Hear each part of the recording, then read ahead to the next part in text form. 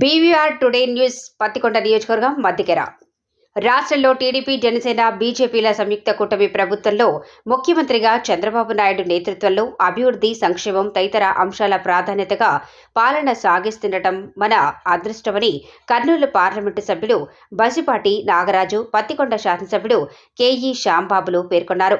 బుధవారం పత్తికొండ నియోజకవర్గంలోని మద్దికేర మండల కేంద్రంలో ఓవైపు ప్రారంభోత్సవాలు, మరోవైపు హామీలతో వారు బిజీగా పర్యటించారు.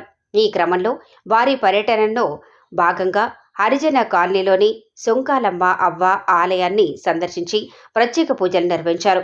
ఓవైపు కేంద్ర ప్రభుత్వ పథకంలోని జల్ జీవన్ నిధులతో నిర్మితమైన ఓ వాటర్ ట్యాంక్, కూరగాయల మార్కెట్, ఎన్టీఆర్ సుజల స్రవంతి త్రాగునీటి పథకాల ప్రారంభోత్సవాలతో పాటు మరోవైపు గ్రామంలోని అభిమానుల స్వగృహాలకు వెళ్లి వారి క్షేమ సమాచారాలతో సమస్యలపై ఆరా తీశారు.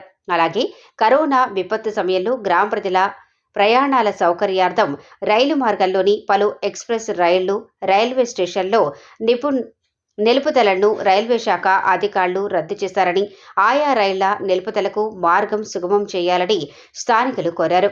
ఈ సందర్భంగా వారు మాట్లాడుతూ రైల్వే శాఖ అధికారులతో సంప్రదించి చర్చలతో ప్రజాభిప్రాయ సమస్యల పరిష్కారానికి కృషి చేస్తామన్నారు.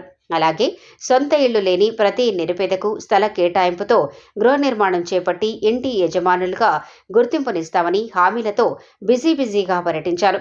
ఈ కార్యక్రమంలో గ్రామ సర్పంచ్ బండారు సుహాసిని, ఎంపీపీ అనిత యాదవ్, మాజీ సర్పంచ్ కొత్తపేట వెంకటేశ్వరరెడ్డి, గూడూరు ధనుంజయుడు, పురుషోత్తం చౌదరి, రాజన్న యాదవ్, జనసేన పత్తికొండ ఇన్ఛార్జ్ రాజశేఖర్, పారా రాఘవేంద్రులతో పాటు తేదేపా నాయకులు, కార్యకర్తలు, వివిధ శాఖల అధికారులు, సిబ్బంది తదితరులు పాల్గొన్నారు. మన ఈ మద్దికేర మండలంలో, మద్దికేర టౌన్ లో కానీ మీరందరూ కూడా గమనించాలి ఏంటంటే, కూటమి ప్రభుత్వం వచ్చిన తర్వాత ఫండ్స్ వచ్చినాయని చెప్పడం అనుకుంటున్నారు.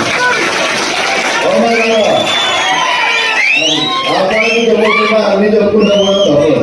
కూటమి ప్రభుత్వం వచ్చిన తర్వాత పైన నరేంద్ర మోడీ గారు మన స్టేట్ కి డబ్బులు కావడము, డబ్బులు ఇవ్వడము, దాంతో అభివృద్ధి కావాలని ఇది మనం ఎమ్మెల్యే కూడా మనం ఇంకా బాధపడాలి. మద్దికేర విషయం వచ్చినప్పుడు మనం బాధపడాలి. ఎందుకంటే చిప్పగిరితో పాటు మనం కట్టేసి నీతి ఆయోగ్ కిందకి వేస్తారు.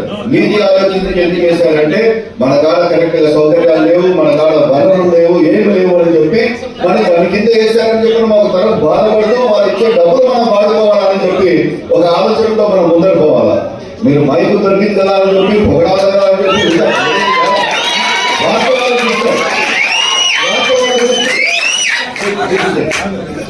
వాస్తవాలు చూసుకొని వాస్తవాల ప్రకారంగా మనం అడిగి మనకు వెళ్ళిపోతామని చెప్పి వెళ్ళిపోతే ఉన్నాయి, ఇంకా ఏమి చేయాలా, ఎలాంటి ఆలోచన చేస్తే ఇంకా ప్రమాణం అయితే 100% కావాలో, ఎక్కడైతే ప్రయోజనం కావాలో వగర మనం మన లెటర్స్ చేసుకోవచ్చు. దానికి సపోర్టింగ్ గా అన్నగారు ఎంపీ గారి లెటర్ కూడా తీసుకోవడం పెట్టి అతి తొందరగా పనులు కూడా చేసుకునే రకంగా ఉంటుంది. అదే కాకుండా మరి సుబ్బారెడ్డి గారికి అడిగేది ఏంటంటే, మీ మేధస్సు నుంచి ఏమన్నా మా ఊరి కోసం మీరు ఇంకా ఏమన్నా చేయగలుగుతారా? మీరు దయచేసి ఆ స్టెప్ పైన తీసుకొని మీరు దయచేసి మీరు దాదాపు చాలా మంది ఉన్నారు. మా అన్న ఉన్నాడు, వెంకటేశ్వర అన్న, ఇట్లా చాలా మంది, ఇంకా చాలా మంది కూడా ముందరికి వస్తారు. మీరు వస్తారు ముందరికి. మీరు ఏమైనా చేయగలుగుతారా? కాంట్రిబ్యూషన్ ఏమైనా మాది ఏమైనా అవసరం ఉంటుందా కూడా చెప్పండి. 100% గా మన ఊరి కోసము, ప్రజానికం కోసము ఏమి కొత్త 6 నెలలు పూర్తయినాయి. గవర్నమెంట్ వచ్చిన తర్వాత 6 నెలల్లోనే ప్రతి ఒక్క ఊర్లో మనం సిమెంట్ రోడ్ వేసుకుంటూ పోతున్నాం. అవునా కాదా? ఏం చేయండి, ఇంకా వేగవంతంగా తీసుకొని ప్రతి ఒక్క ఇంటికి మనం కొలాయిలు తీసుకొని పోవాలని ఆలోచిస్తున్నాం. అవునా కాదా? మరి ఇవన్నీ కూడా ఫస్ట్ మనము పేదలకి మనము ఇల్లు ఇస్తాం. ఇప్పుడు అక్కడ పట్టాలు ఉన్నాయి. ఆ రోజు డిప్యూటీ సీఎం శ్రీ కె కృష్ణమూర్తి గారు మనకు ఆ రోజు పట్టాలు ఇచ్చారు. దాని తర్వాత గవర్నమెంట్ ఏం జరిగింది చెప్పాలా? మీరు అమ్ముకోవడం జరిగింది. అది కూడా ఈ తొందరలోనే అది కూడా క్యాన్సిల్ చేయించి నిరుపేదలు ఎవరైతే ఉన్నారో మరి ఇంకా అదే కాకుండా మా అన్న నాగరాజన్న మీ తరఫు నుంచి కూడా మీరు రూరల్ డెవలప్మెంట్ మినిస్టర్ పెన్నసామి గారిని పట్టుకొని దయచేసి మీరు మమ్మల్ని అడిగారు ఆల్రెడీ ఏదైతే ఊర్లకి రోడ్లు లేవో అంటే బ్రిటిష్ వారు వదిలిపెట్టిపోయినప్పటి నుంచి ఇప్పుడు దాకా ఏదైతే ఊర్లకి రోడ్లు లేవో ఫస్ట్ ప్రయారిటీ ఆ రోడ్లు మనం వేసుకోవాలా, దాని తర్వాత కనెక్టింగ్ రోడ్లు వేసుకోవాలా. అన్నగారు నాకు నెల ముందరే నాకు ఈ మాట చెప్పారు. ఆయన తగ్గట్ట మిత్రులారా నేను ఇక్కడ 3 నిమిషాలు మాట్లాడతాను. వాస్తవాలు చెప్పిన విషయాలు చెప్పకుండా వాస్తవాలు మీరు గ్రహించాలి. ఎందుకంటే గత ప్రభుత్వం శంకుస్థాపన లేదు, కానీ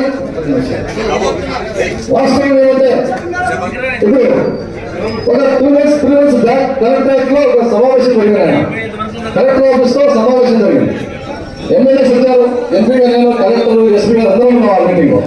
ఆ రోజు నేను స్పష్టంగా చెప్పాను సార్ కలెక్టర్ గారికి కూడా, సార్ కర్నూలు జిల్లా ఎస్పెషల్లీ 20 పార్లమెంట్లకెల్లా కర్నూలు పార్లమెంట్ చాలా వెనుకబడింది. ఈ కర్నూలు పార్లమెంట్ లో కూడా అది ఎస్పెషల్లీ ఈ మధ్యకర ఈ పశ్చిమ ప్రాంతం విధానం కలిగిన ఒక ఎగ్జాంపుల్. ఆ పిల్లలకి ఎగ్జాంపుల్ తీసుకునే ఆ సభలో కలెక్టర్ గారికి గట్టిగా చెప్పలేదు.